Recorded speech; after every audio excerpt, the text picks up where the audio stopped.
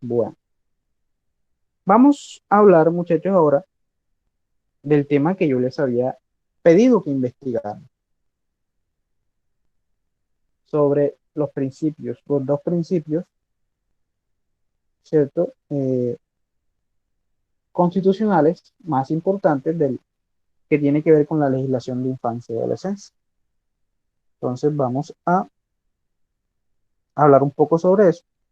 Quiero que, yo sé que ustedes son muy juiciosos, yo sé que algunos de ustedes investigó sobre ello. ¿Qué pueden decirme con respecto a uno de los, cualquiera de los principios? ¿Qué investigaron? ¿O qué se les ocurre? Prevalencia, ¿cierto? Prevalencia de los derechos de los niños e interés superior.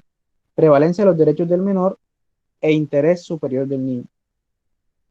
¿Qué se les ocurre a ustedes? Profe, en el interés superior del niño y niña y adolescente, leí algo que ¿cómo le diría?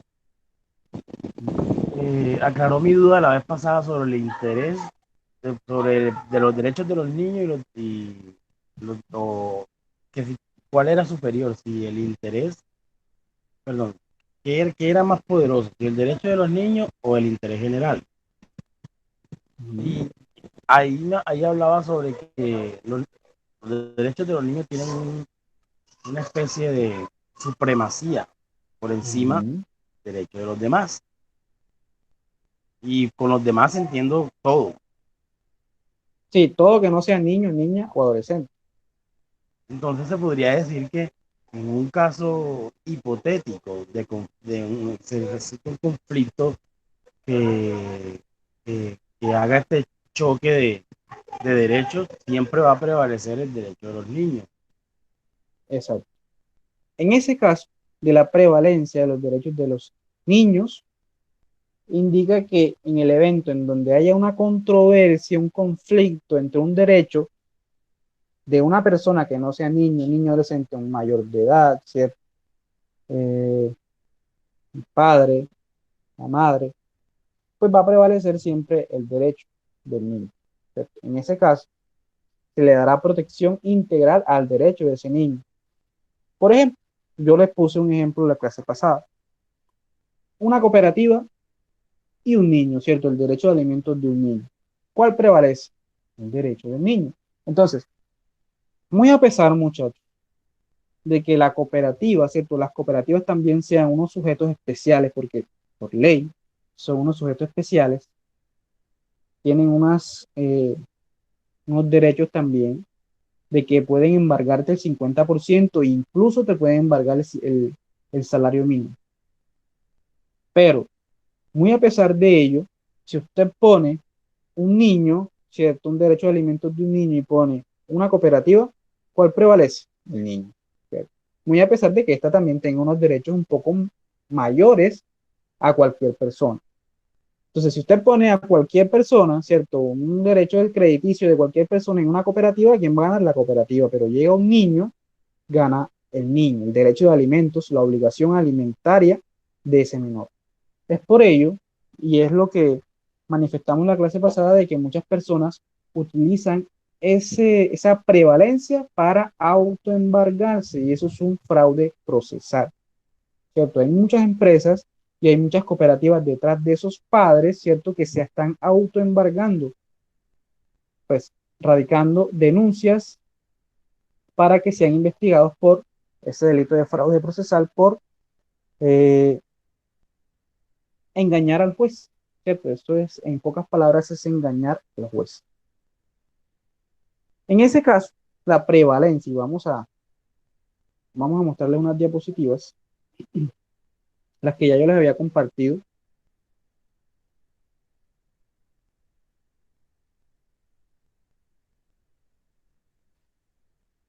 Yo les había compartido unas diapositivas, vamos a ver.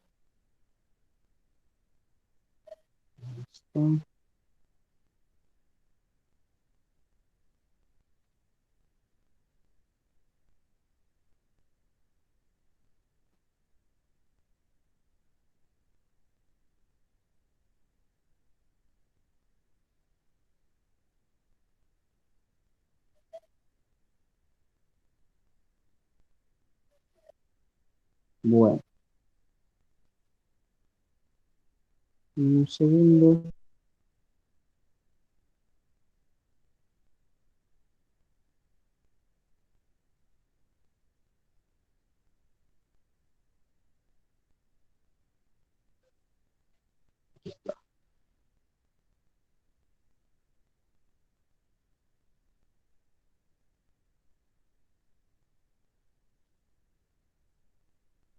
Bueno, indíquenme cuando la vean.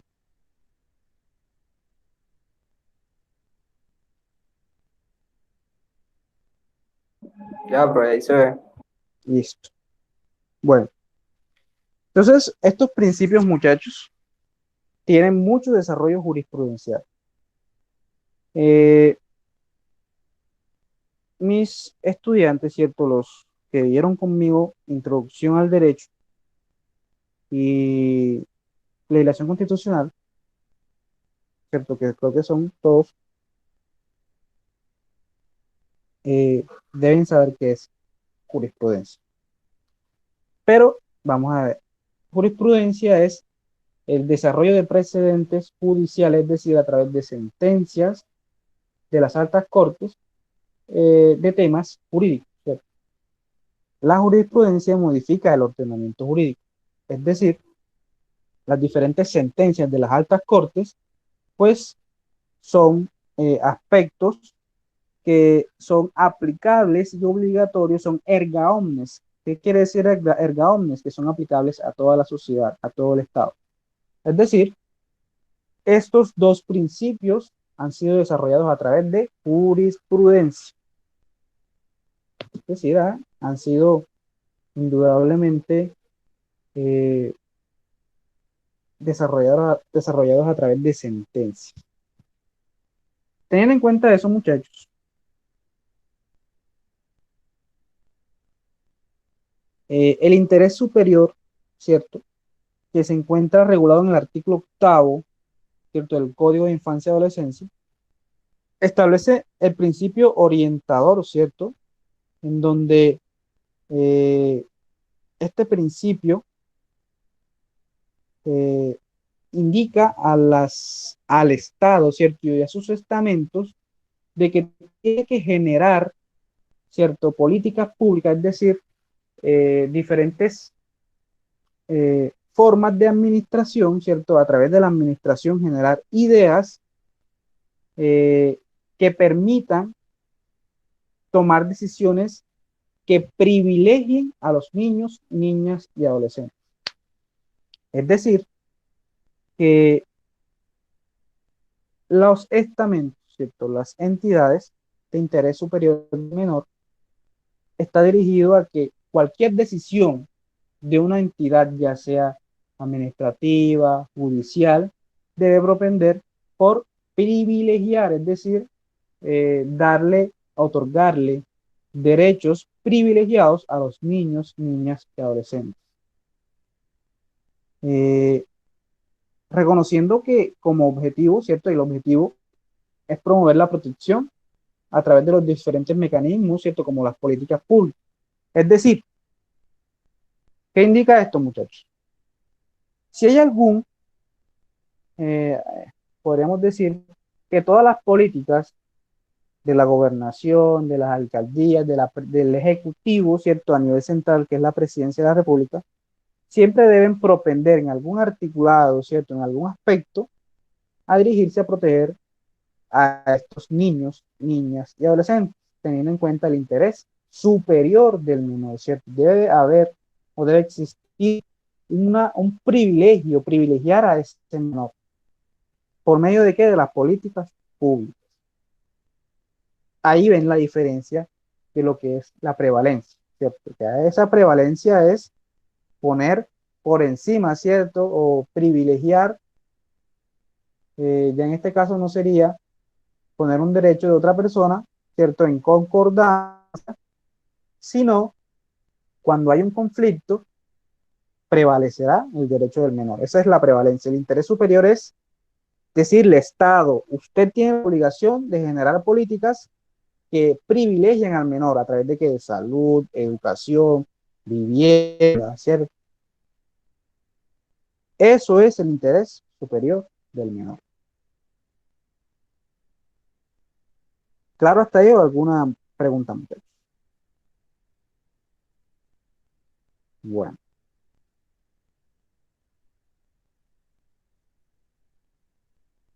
allí les doy una sentencia bastante, podríamos decir, actual.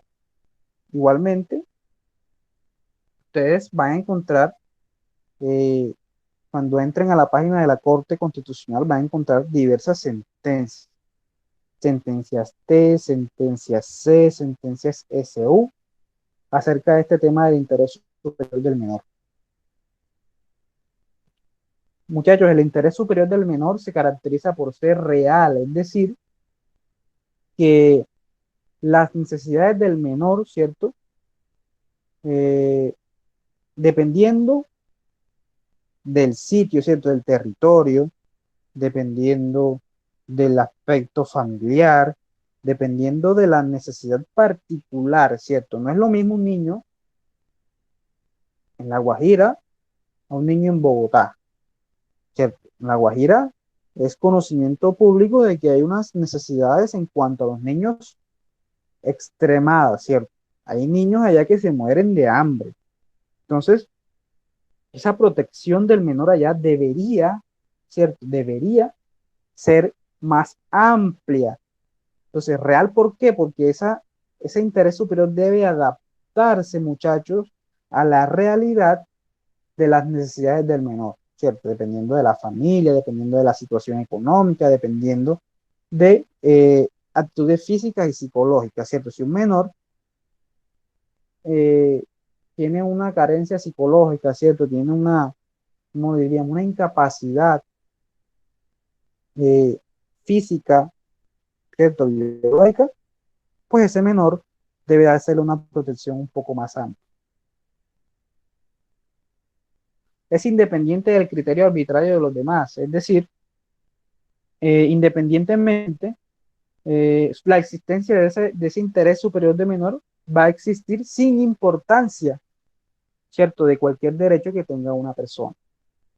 Es decir, eh, no puede ser capricho de los padres, ¿cierto? No puede ser capricho del Estado, tiene que ser, eh, debe ser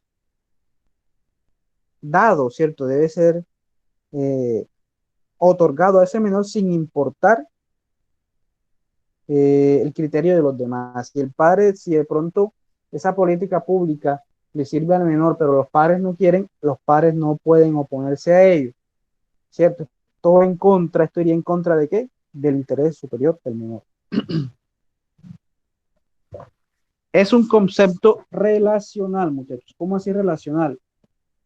Debido a que la garantía de su protección se predica frente a la existencia del interés en conflicto cuyo ejercicio de ponderación debe ser guiado por la protección de los derechos del menor. Es decir, muchachos, cuando ustedes estén en un conflicto en donde hay un menor, ustedes también pueden llevar a colación este principio del interés superior del menor. No solamente la prevalencia. Ustedes también pueden indicar que muy a pesar de que existe la prevalencia, pues el interés superior del menor también puede ser utilizado en esos conflictos.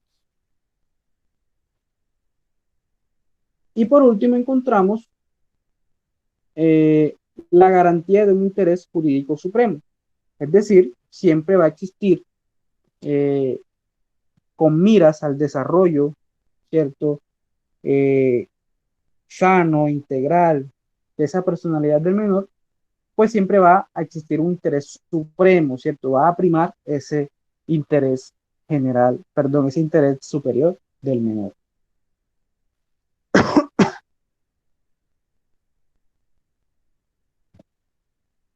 Bueno.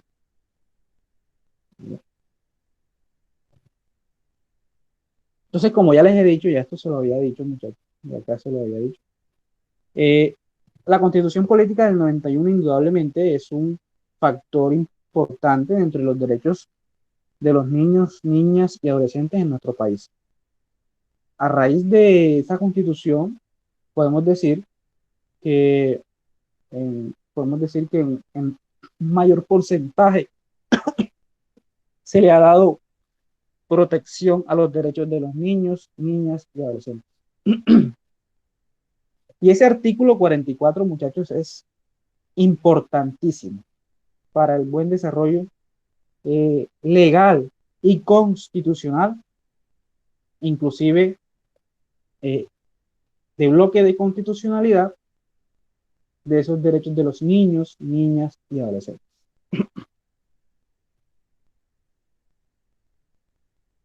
Y la prevalencia, indudablemente, es la ponderación, ¿cierto?, que se le da a los derechos de los niños con respecto a una controversia con otra persona. Es decir, siempre va a prevalecer el derecho del niño por encima de cualquier persona, sin importar, pues, de cualquier persona de la sociedad colombiana. Bueno, entonces vemos que ya les di el ejemplo, ¿cierto? Puede ser cualquier persona, ¿cierto? Puede ser una persona que tenga una obligación crediticia y quiera cobrarla, pero hay un derecho de alimentos de un menor, ¿cierto?, de un hijo de esa persona, pues va a prevalecer ese derecho del menor.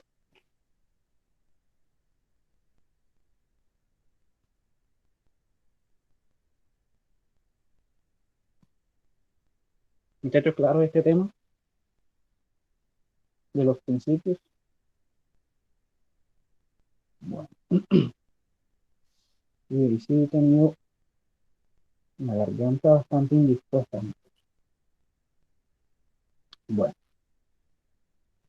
Bueno, ya para finalizar, muchachos, para la próxima clase vamos a investigar qué estamentos, ¿cierto?, qué normas internacionales dan protección a los derechos de los niños, niñas y adolescentes.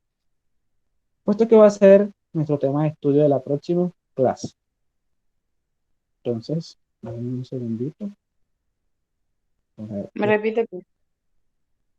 Las normas de carácter internacional, convenciones, pactos que den protección a los derechos de los niños, niñas y adolescentes. Sí, cualquier normas de índole internacional o normas internacionales. Por ejemplo, la Convención de los Derechos del Niño, ¿cierto? El Pacto de Derechos Civiles, Económicos y Políticos, donde también se desarrolla una parte de donde hablan de los niños. Entonces, ese es el tema a desarrollar. Entonces, un segundito. Gracias. Bueno.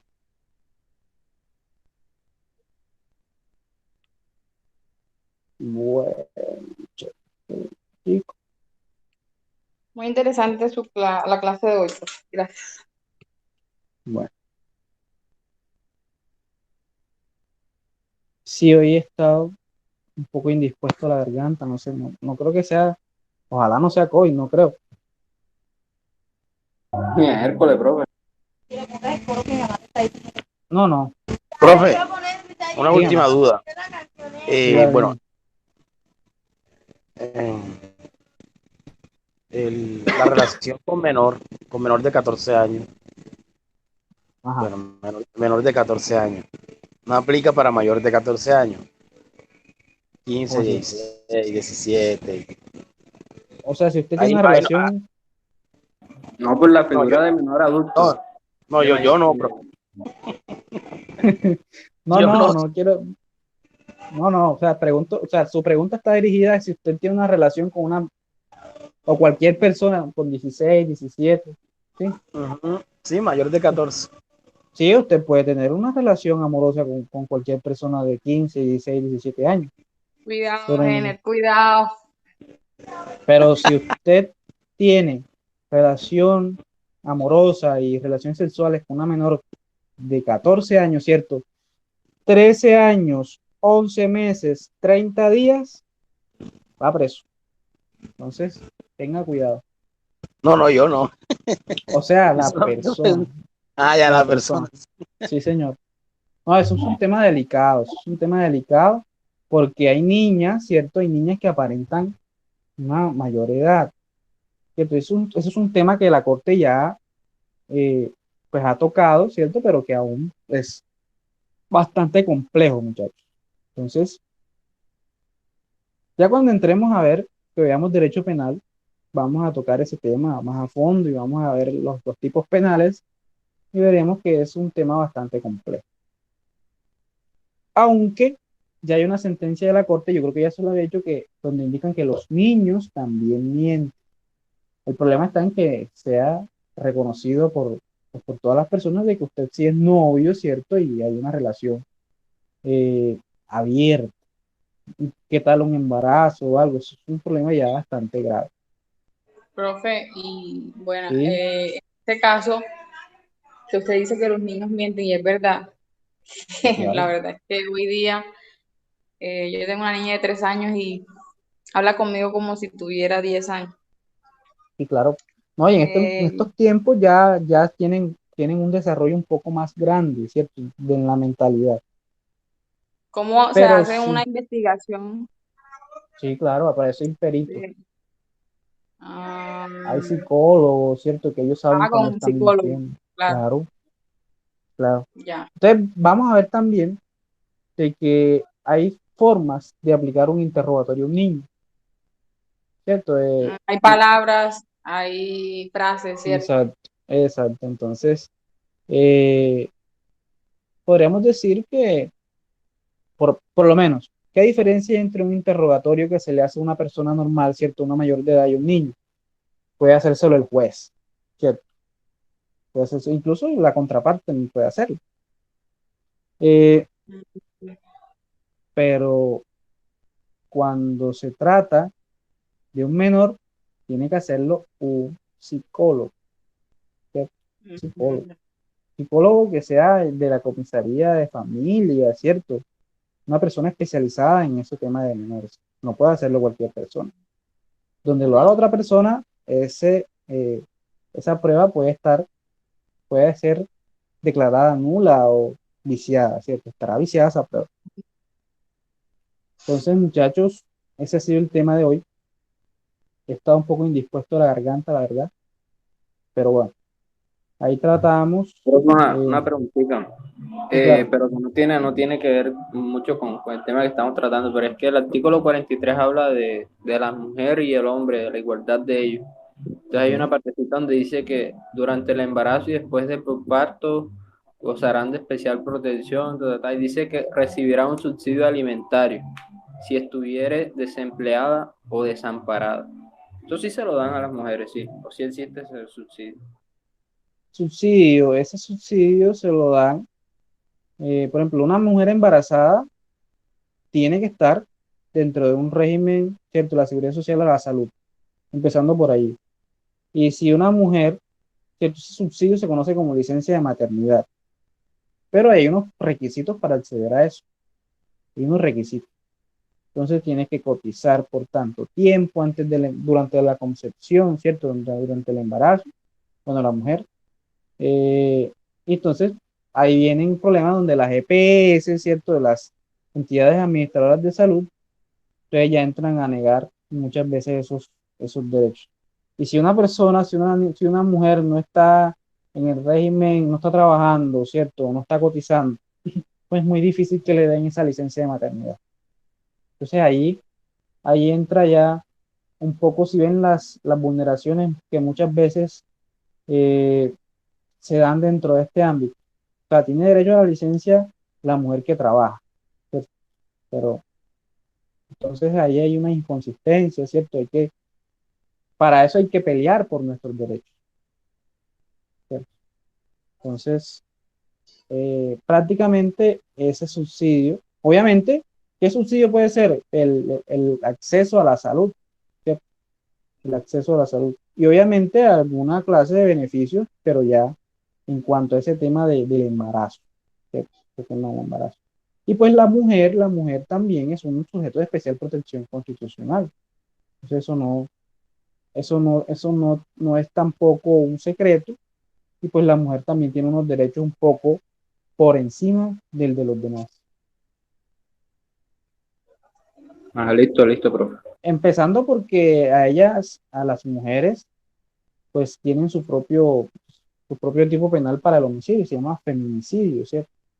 Entonces, ahí vemos un ejemplo de cómo también la mujer tiene unos derechos un poco superiores al de cualquier persona, de los hombres, ¿cierto? Bueno, muchachos, ha sido un placer el día de hoy.